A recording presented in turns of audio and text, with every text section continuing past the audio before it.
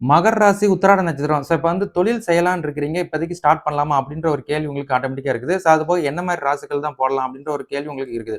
அப்ப இந்த மகர ராசி, உத்திராட நட்சத்திரத்துக்கு வந்து இன்னைக்கு டேட்டுக்கு வந்து குரு வந்து அதிசார வக்ர பயிற்சியில இருக்கிறாரு. அப்ப ராசிக்கு 7ல கடக வீட்ல குரு உச்சம் பெற்று உங்களோட ராசிய 7ஆம் பார்வையா பார்க்கிறது, உங்களோட லாபாதிபதி ஸ்தானத்த அவர் வந்து 5ஆம் பார்வையா பார்க்கிறதுனால, உங்களுக்கு வந்து தொழில் தொடங்குவதற்குரிய வாய்ப்புகள் உங்களுக்கு இருக்கு.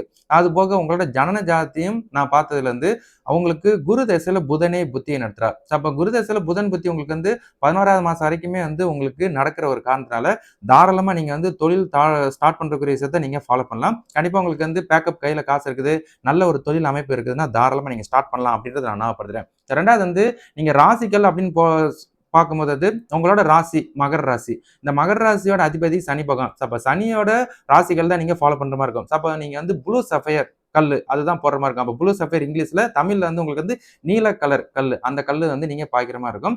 அத வந்து நீங்க ஃபாலோ பண்ணிக்கலாம். சரிங்களா? மத்தபடி உங்களுக்கு நல்ல நேரம் ஸ்டார்ட் ஆயிருச்சு. மிஸ் பண்ணிறாதீங்க. தாராளமா நீங்க தொழில் ஸ்டார்ட் பண்ணலாம் அப்படின்றத நான் ஞாபகப்படுத்துறேன். சரிங்களா?